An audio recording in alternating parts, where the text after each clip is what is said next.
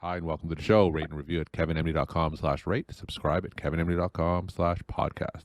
Today, we welcome back on the show Sara Pastoor. She's a family physician. Her Kevin MD article is titled The Powerful Role of Administrative Leaders in High-Value Primary Care. Sara, welcome back to the show. Hi, Kevin. Thanks for having me back. So Sarah's been on multiple times. Just go to kevinmd.com/podcast. Upper right-hand corner, there's a search bar.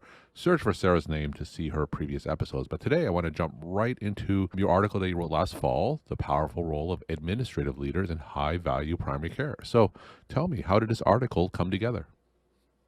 Well, I have a master's in healthcare administration myself and have been on the business side of medicine for most of my career and have had the opportunity in multiple roles to work collaboratively with non-clinical or administrative leaders in healthcare who were big primary care champions and so helpful in assisting with primary care transformation and moving away from a volume-based system to a value-based system that focuses on quality and outcomes and patient experience and all of that.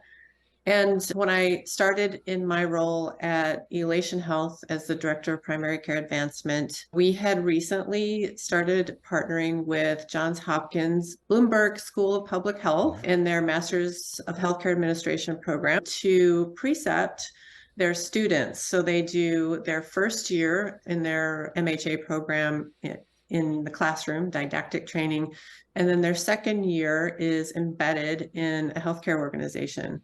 And historically, these students have almost always been placed in hospitals, health systems, and more recently, consultant type of organizations. And I thought it was really important for us to start training these students in other arenas of healthcare. And I work for a technology or EMR company that's very focused on primary care. And my background and experience working with those types of leaders in the primary care setting had been so positive, even though, we have historically thought of these administrative leaders as being sort of the evil administrators, somebody who's making clinicians' lives miserable because they don't understand what it's like to actually touch patients and deliver compassionate care. So Elation decided to start precepting these students, and we took our very first student. She was very passionate about primary care and about the kind of work that I was doing. And we enjoyed that program so much that we decided to continue it and take another student the next year. And we actually hired the first student to come and work for us full time.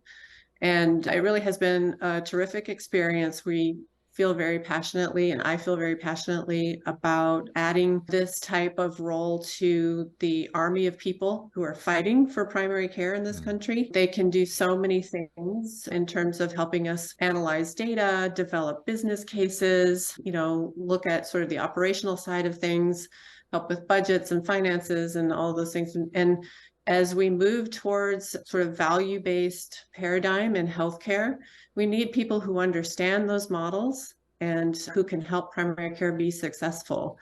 And so, maybe a small independent practice can't benefit from one of these, but in innovative primary care organizations like, Oak Street Health, ChenMed, Crossover Health, organizations like that, I've seen folks like this be super successful and contribute a ton to the mission.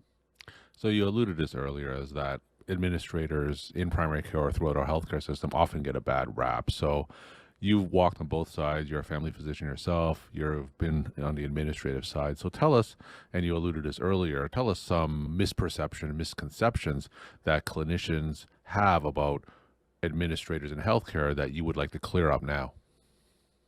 Yeah, well, and I'm not sure that it's all misperceptions. I think that has been born of some genuinely bad experiences. I don't want to invalidate that at all. And I've had those bad experiences myself. But what I want to say is that that's not because they're bad people. On the whole, what I have seen is that they are, caught up in a bad system. And so when you recruit these folks into the primary care setting and put them on the primary care team, they have incredible skills and talents that can help move the primary care agenda forward. So again, I think anybody who's worked in a hospital or a health system has had those bad experiences for good reasons, but it's not because they're bad people in general. It's just because the system is set up in such a way that it positions them to be in opposition to what clinicians are trying to do to take better care of patients. So you mentioned that a lot of administrators specific to the primary care setting, they're going to take a more macroeconomic view in terms of population health, and they have the skills to really help with that. Now, speaking as an individual primary care physician, tell us a story, case study, or example of how a primary care administrator can positively impact the patients on my panel.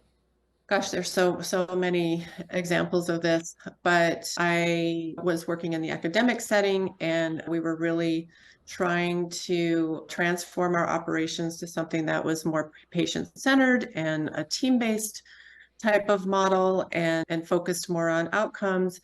And the administrator that I hired to work at my side was so helpful in collecting the data that we needed to understand sort of the status of our population, in setting up reports so that at an individual panel level, we could see which patients were due for certain services, that we could monitor and manage our performance against certain outcomes over time. And so her ability to aggregate data, organize it, and then present it in such a way that it was actionable was super helpful for us. Can't say enough good things about how she contributed to the mission. So that was on the clinical side. And then on the business side, we were pursuing PCMH recognition through NCQA. Mm-hmm. And she managed that entire program, really helped us understand what were the areas that we needed to improve on and what we were trying to achieve. She helped us communicate that message to our teams and helped us work on a bunch of process improvements. So many opportunities, now that you think about it that way, so many opportunities for somebody like that to really contribute to the mission. As you said earlier, because of the healthcare system, healthcare administrators are often placed in opposition to clinicians. Now, if they were to work better together, I'm going to ask you this in two ways. What are some things that administrators can do to improve the collaboration with clinicians? And what are some things that clinicians can do to improve the collaborations with administrators? Well, again, so I'll start with the second question. Again, if they are put in a position or in a role on behalf of the organization that just puts them in a difficult position where they really can't collaborate with clinicians, that's not their fault, and they are not going to, I think, have an opportunity to be particularly successful. But I think it really does help for those folks to get into the clinical workflow and to observe what the pain points are, to see how hard these people are working. And instead of being layers removed and just saying, well, this is inefficient and, you're not achieving whatever metrics, getting in there and really understanding and, taking a look under the hood, I think, is a great way for those folks to understand better. And then on the clinician side, open yourself up to that partnership and identify what you need. Ask for what you need. And again, if they're not in a position just because of, their role in the organization to support you, that's going to be problematic no matter what. But I think that there are opportunities for clinicians, particularly clinical leaders, to bring those folks closer into the fold and say, hey, why don't you come down here to the clinic and take a look at what's going on? And let's talk about why you're not seeing the kind of results that you're expecting from us. Now, from your personal experience with healthcare administrators, do you find that the majority of them have that interest in going into the day-to-day operations of primary care and interacting with the clinical side? Again, it boils down to, what their goals are on behalf of the organization. I think if they know that looking under the hood, asking those questions, is not going to support them in getting their job done, then they're less likely to want to partner more closely. But if they really want to understand the clinical experience, if they really are invested in patients and what patients need, then they will step up and do that. And I've known many who do that, but I tend to work more closely with the ones that are primary care champions and pro primary care, and have certainly had my share of bad experiences with those who feel like they're pitted against me just systemically. Now, when it comes to reforming our healthcare system, there's a whole school of thought from both clinicians and non-clinicians that we just have all too many administrators just in general. So what's your response to that school of thought for people who just simply want to eliminate more administrators and remove that middle person from the doctor-patient relationship? How do you respond to someone who wants to reform the healthcare system that way?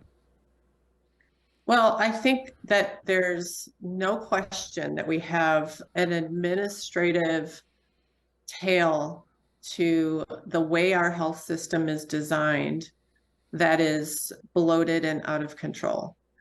And I think that we have a lot of administrative inefficiencies that are primarily driven by the, transactional fee-for-service payment system, and that area of healthcare does need to shrink. And so how many healthcare administrators do we really need in a transformed healthcare system?